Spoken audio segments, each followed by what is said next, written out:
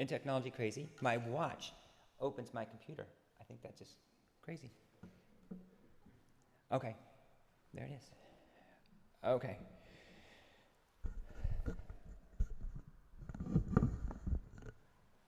Okay. Sermon title, as it says in the Bible. Let me pray. Our Father in heaven, please be with us. Help your words to come through me, Lord. Help us to come closer to you. In Jesus' name we pray. Amen.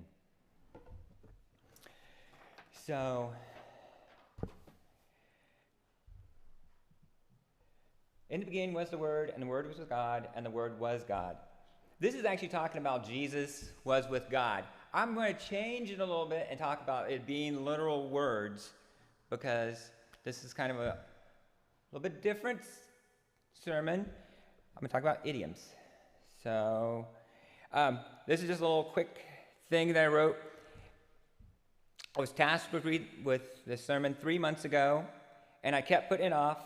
And then I finally saw the writing on the wall, and I bit the bullet, and I wrote this sermon at midnight by the skin of my teeth.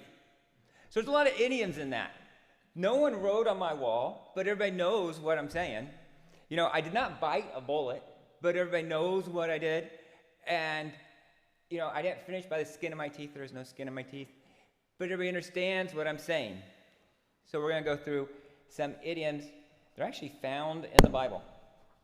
So what's an idiom? It's a group of words that, if you think of them as that group, it makes no sense. So kind of like raining cats and dogs. I've been in many rainstorms, and I've never, ever, ever seen dogs or cats coming down from the sky. But when someone says it's raining cats and dogs, you know, oh, it was raining really hard.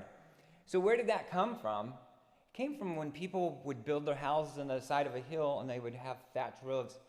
And it would rain so hard that it would kind of turn muddy and goopy, and farm animals would fall through the roof. So it was raining cats and dogs because the animals were falling through the roof. So that's where it came from. But it's stuck, you know. So now, I don't know, hundreds of years later, we still saying raining cats and dogs. My father-in-law says it's raining pitchforks and babies. Again, never seen any pitchforks coming from the sky, never seen any babies coming from the sky. But if you've ever been outside and it's raining really hard, it feels like pitchforks. I mean, it hurts. So imagine that's where the pitchfork part came from. I have no idea about the babies. But some of these idioms originated in the Bible. And we're going to go through some idioms and where they are in the Bible and talk about them. So, by the skin of my teeth. I had to put this in here because you know me. My relatives gone away. This is Job 19:14-20. My relatives have gone away. My closest friends have forgotten me. My guests and my female servants count me as a foreigner. They look on me as a stranger. I summon my servant, but he does not answer. Though I beg him with my own mouth, my breath is offensive to my wife. I am loathsome to my own family. Even the little boys scorn me. When I appear, they ridicule me. All my intimate friends detest me. Those I have turned against me. I am nothing but skin and bones. I have escaped by the skin of my teeth. So he's saying that everything is in disarray. You know, remember how Job starts? I mean, all the sermons come and, you know, how we lost, you know, your children. We lost, you know, your cattle. He's losing everything. And he's saying, I have nothing left. By the skin of my teeth, I'm still here. But it's not literally the skin of his teeth. But that's an idiom we still say today, by the skin of my teeth. This is kind of where it originated. It surprised me. I didn't know it came from the Bible. So, the writing is on the wall. I explained this to one of my assistants the other day, because I don't know why I said the writing's on the wall, but if you've ever been in my chair when I treat, I am just gabbing the whole time, and I don't know what I'm gabbing about, and I gab. And I said, the writing's on the wall. And my assistant's like, what? And so then I explained it, and I think this might have been when the sermon originated, because I was like, oh. So we're going to read about the writings on the wall. King Belshazzar gave a banquet for 1,000 of his nobles and drank wine with them. Then Belshazzar was drinking his wine. He gave an order to bring in the gold and silver goblets that Nebuchadnezzar his father had taken from the temple in Jerusalem, so that the king and his nobles, his wives and his concubines, might drink with them. So they brought in the gold goblets that they had taken from the temple of God in Jerusalem. And the king and his nobles, his wives and his concubines, drank from them. And they drank the wine. They praised the gods of silver, of bronze, iron, and stone. Suddenly the fingers of a human hand appeared and wrote on the plaster of the wall near the lampstand in the royal palace.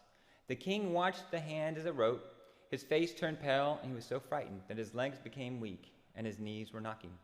The king summoned the enchanters, astrologers, and diviners. Then he said to those wise men of Babylon, "Whoever reads this writing and tells me what it means will be clothed in purple and have a gold chain placed around his neck, and he will be made the third highest ruler in the kingdom." Then all the king's wise men came in, but they could not read the writing or tell the king what it meant. So King Belshazzar became even more terrified, and his face became pale. His nobles were baffled. The queen, hearing the voice of the king and his nobles, came into the banquet hall. "May the king live forever," she said. "Don't be alarmed. Don't look so pale. There is a man in your kingdom who has the spirit of the holy gods in him. In the time of your father, he was found to have insight and intelligence and wisdom like that of the gods.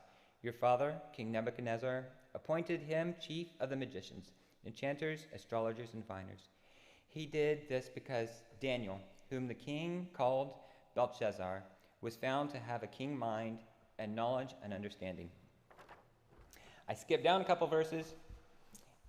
This is the inscription that was written, Mene, Mene, Tekel, Parsin. Here is what these words mean. Mene, God has numbered the days of your reign and brought it to an end. Tekel, you have been weighed on the scales and found wanting. Paris, your kingdom is divided and given to the Medes and the Persians. Then at Belshazzar's command, Daniel was clothed in purple, and a gold chain was placed around his neck, and he was proclaimed the highest ruler in the kingdom. That very night, Belshazzar, king of the Babylonians, was slain, and Darius the Mede took over the kingdom at the age of 62. So what's the meaning of the writings on the wall? It's that you can see what's going to happen. It also can mean that the end is coming. So you can see, maybe not the future, but you can tell. It's like, oh, this team is up by 20 and there's 10 seconds left. Writings on the wall. They're going to win. It's known. But it's one of those idioms that's lasted for years.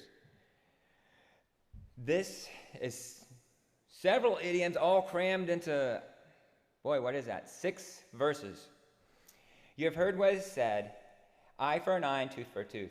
But I tell you, do not resist an evil person. If anyone slaps you on the right cheek, turn to them the other cheek also.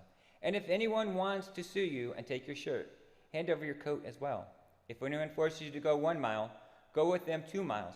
Give to the one who asks you, and do not turn away the one who wants to borrow from you. We hear it frequently, an eye for an eye. But now, it doesn't literally mean an eye for an eye. It means equal retribution.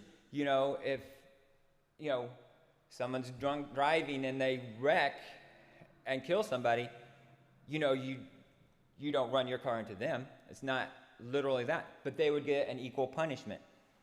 That's what an eye for an eye means. That's actually in Leviticus 24, 19 to 21 is where it talks about equal punishment.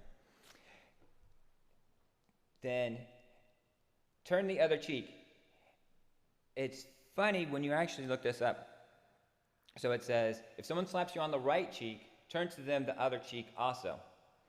So at this time, the Romans had occupied the Israel, and so they were subjects to them, kind of. So they're saying, if you get hit on the right cheek, well, your left hand in that culture was dirty. So you didn't touch anybody with your left hand. You would only do it with your right hand. So how are you going to hit somebody on their right cheek with your right hand? Then you'd have to backhand them. So if you backhand somebody in that culture, it was saying that they were lower than you. So you're saying, you're beneath me because you would backhand them. But if you hit them frontwards, swinging this way, with an open fist or open palm or with a fist, then you do that to an equal. So when Jesus is saying, turn the other cheek, he is saying, get hit again. And that was funny. In the thing I read, they kept saying, this is cheeky. I'm not sure if they were trying to be smart, but they kept calling it cheeky. What they're saying is, you kind of get hit twice because you're saying, I'm equal to you. He's not saying, get hit twice just because I want to be hit twice. You're saying, go ahead, hit me again because we are equals. So if you're going to hit backhanded, you need to hit me front-handed too because I am equal with you, is what Jesus was saying here.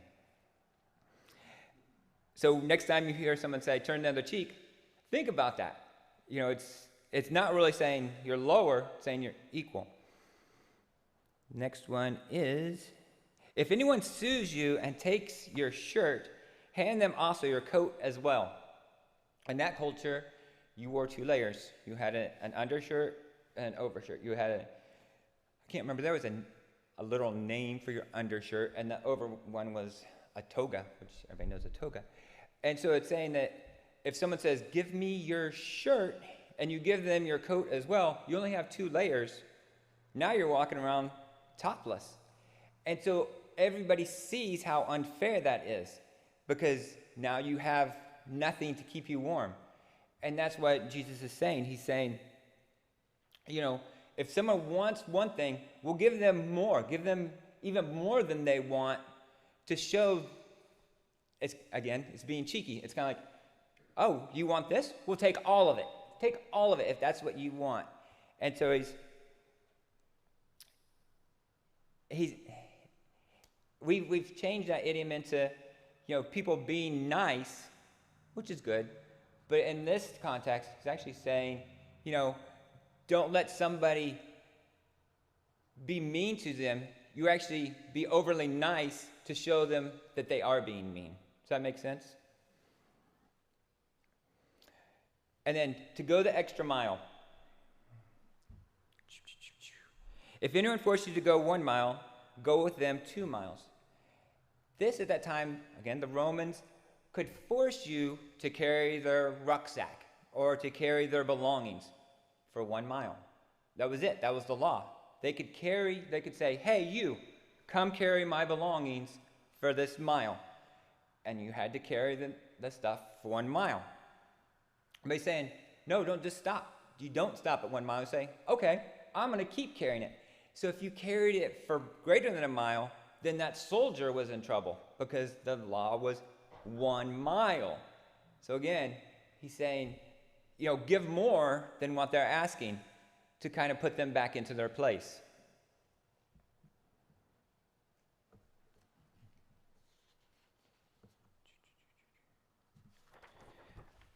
Okay, a wolf in sheep's clothing. This one's kind of, watch out for false prophets.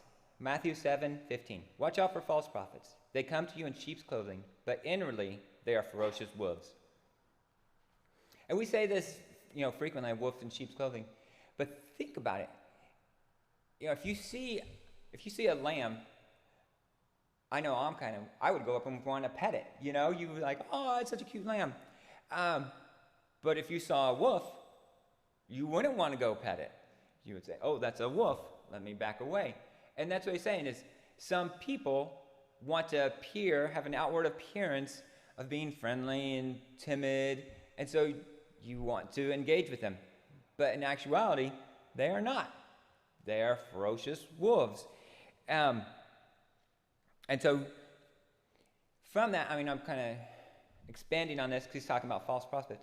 But really anybody, you need to think about that person and their actions and how they are, because they could be a ferocious wolf in sheep's clothing. Usually I do pictures, and I did find a picture I didn't put in. It was really cute. It was animated, but it was a wolf, and it had sheep's clothing over it, and I was like, oh, that's a great picture. I didn't put it in, though. Sorry. Okay. Wash your hands of the situation. When Pilate saw that he was getting nowhere, but that instead an uproar was starting, he took water and washed his hands in front of the crowd. I am innocent of this man's blood, he said. It is your responsibility to wash your hands of the situation. It was actually a rule or a custom from the Hebrews, the Greeks, and the Latins to wash their hands to show innocence. In Deuteronomy 21, 1-10, it explains that if you find a dead person and you don't know who has killed them. And if you're in that, the leaders of that area would kill a heifer and wash their hands over the heifer, and they would say, "Our hands did not shed this blood, nor our eyes see it." So they're saying, I was not responsible for this. But Pilate at this time, he's kind of doing the same thing, even though it kind of stinks because he knew and he had the power to have done something. You know, he could have stopped the crowd, but he chose not to. Similar to most people that say, I wash my hands of this situation, they're usually kind of guilty of that situation. So anyway, to wash your hands of a situation, literal. The Good Samaritan, or to be a Good Samaritan. Luke 10:25-29. On one occasion, an expert in the law stood up to test Jesus. "Teacher," he said, "what must I do to inherit eternal life?" "What is written in the law?" he replied. "How do you read it?" He answered, "Love the Lord your God with all your heart, with all your soul, and with all your strength, and with all your mind, and love your neighbor as yourself." "You have answered correctly," Jesus replied. "Do this, and you will live." But he wanted to justify himself. So he asked Jesus, "And who is my neighbor?" In reply, Jesus said, "A man was going down from Jerusalem to Jericho, where he was attacked by robbers. They stripped him of his clothes, beat him, and went away, leaving him half dead. A priest happened to be going down the same road, and when he saw the man, he passed by on the other side. So too a Levite, when he came to the place and saw him, passed by on the other side. But a Samaritan, as he traveled, came where the man was, and when he saw him, he took pity on him. He went to him and bandaged his wounds, pouring on oil and wine. Then he put the man on his own donkey, brought him to an inn, and took care of him. The next day he took out 2 denarii and gave them to the innkeeper. "Look after him," he said, "and when I return, I will reimburse you for an extra expense that you may have." Which of these 3 do you think was a neighbor to the man who fell in the hands of the robbers?" The expert in the law replied, "The one who had mercy on him." Jesus told him, "Go and do likewise." So we commonly say, Good Samaritan, be a Good Samaritan. There's retirement homes called Good Samaritan. A lot of times we call it Good Sam. It's kind of funny. But it's kind of become, watered down. The reason at this time it was called a Good Samaritan is because Samaritans were downcast. They were less than everybody else. So it's kind of funny how that phrase, Good Samaritan, is a high standard in this time. It was a low standard. Again, it's an idiom. And also I say, it kind of means to have mercy on someone. There's a Good Samaritan law, rule. If you are to treat somebody and something happens, well, it's a Good Samaritan rule. You are trying to do good. To cast the first stone, John 8:2-8.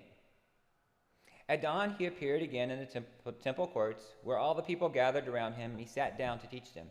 The teachers of the law and the Pharisees brought in a woman caught in adultery. They made her stand before the group and said to her, "Teacher, this woman was caught in the act of adultery. In the law, Moses commanded us to stone such women. Now what do you do? What do you say?" They were using this question as a trap in order to have a basis of accusing him. But Jesus bent down and starting to write on the ground with his finger. When they kept on questioning him, he straightened up and said to them, "Let any of you who is without sin be the first to throw a stone at her." Again he stooped down and wrote on the ground. At this, those who heard began to go away, one at a time, the older ones first, until only Jesus was left. And the woman was still standing there. Jesus straightened up and asked her, "Woman, where are they now? Has no one condemned you?" "No one, sir," he said. Then neither do I condemn you," Jesus declared. "Go now and leave your life of sin." In this story, they say that Jesus is writing the sins of those people in the dirt.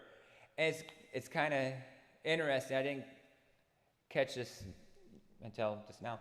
The older ones were the first to leave, because I think they were, with age comes wisdom. They're like, "Oh, shoot, that's me. Let me leave." Whereas the younger ones, not as quick to pick it up. But what that's saying is, none of us are perfect. All of us are sinners and fall short of the glory of God. So how are we to accuse others when we're just right there at the same time? And that's what Jesus was saying. Who's going to throw the first stone? Who's without sin? No one.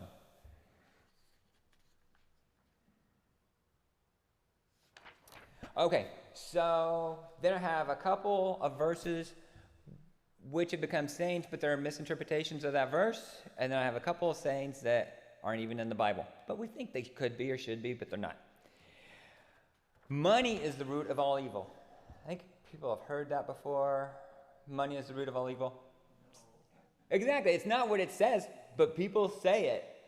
So it's for the love of money is the root of all evil. Some people, eager for money, have wandered from the faith and perceived and pierced themselves with many griefs.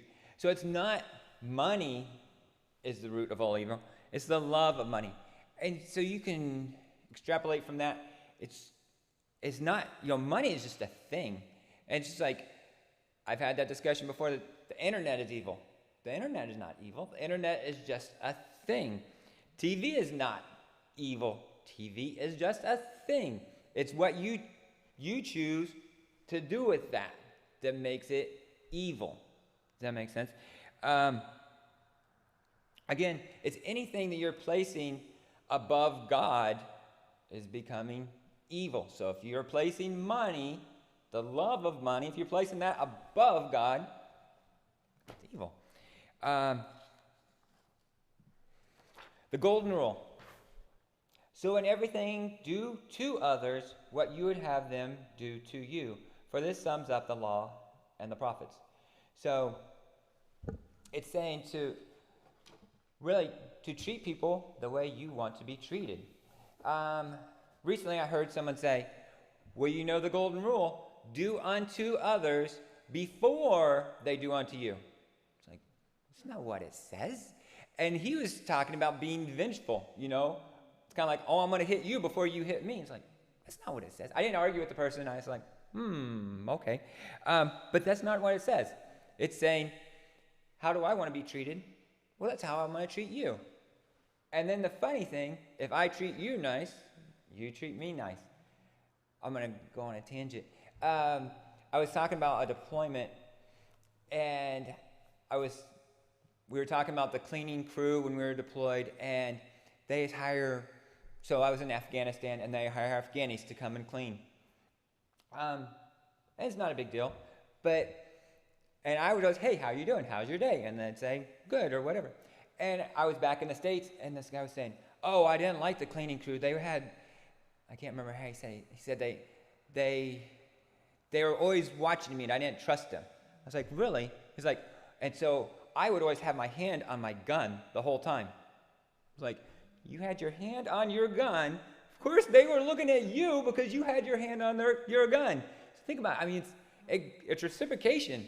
If someone's got their hand on their gun, I'm going to be looking at them too. It's like, wait, is this guy going to shoot me because I didn't sweep right? What's going on? But do unto others. So the cleaning crew was always nice to me because I was nice to them.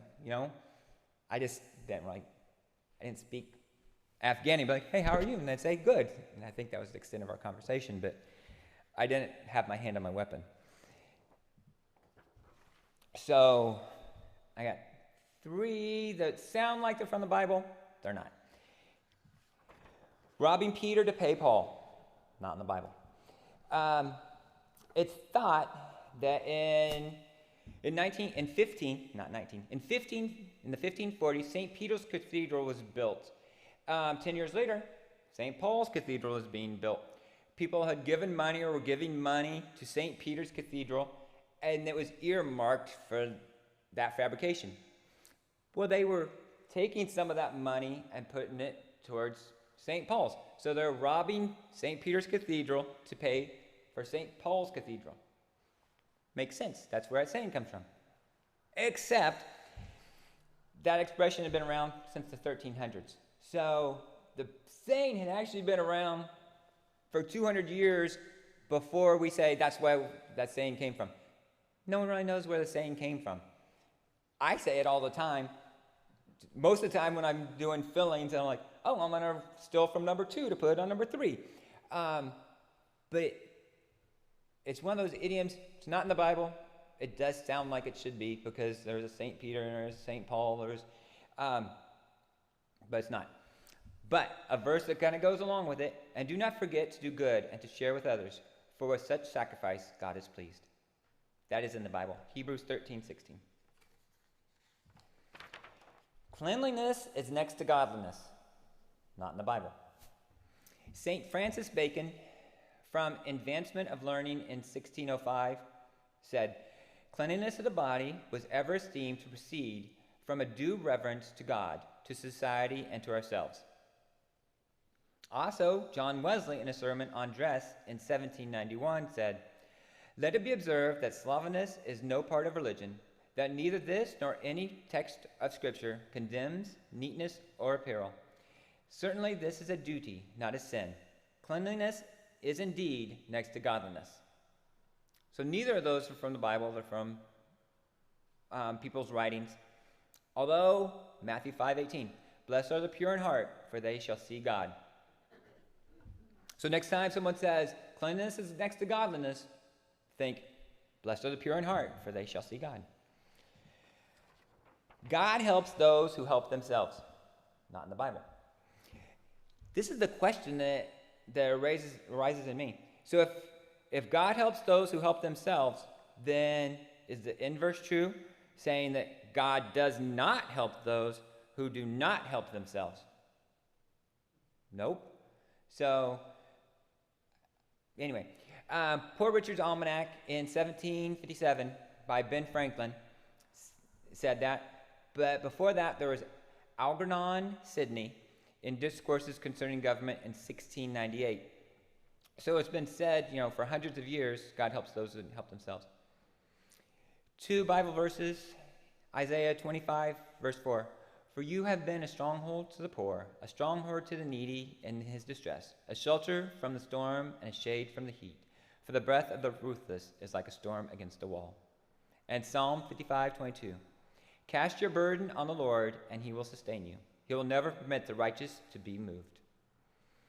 So, the counter of God helps those who help themselves is that God helps all of us. Cast your burdens on the Lord, and he will sustain you. Okay, and John 1:1. In the beginning was the Word, and the Word was with God, and the Word was God. As I said, this is talking about in the beginning, Jesus was with God. But I'm saying that these words were written by God, and we say them, we hear them all the time. My skin of my teeth, writings on the wall. It was funny. One website I went to was like 85 idioms from the Bible. This could have been a very long sermon. But there's a lot of idioms that are out there. And when you hear them, think, these are God's words. We've changed them, but we're still using them, and we need to come closer to God. Even if someone says the golden rule and then misquotes it, think, that guy's still quoting the Bible, even though he's saying it wrong. And, come closer to God, through the words of God. Okay.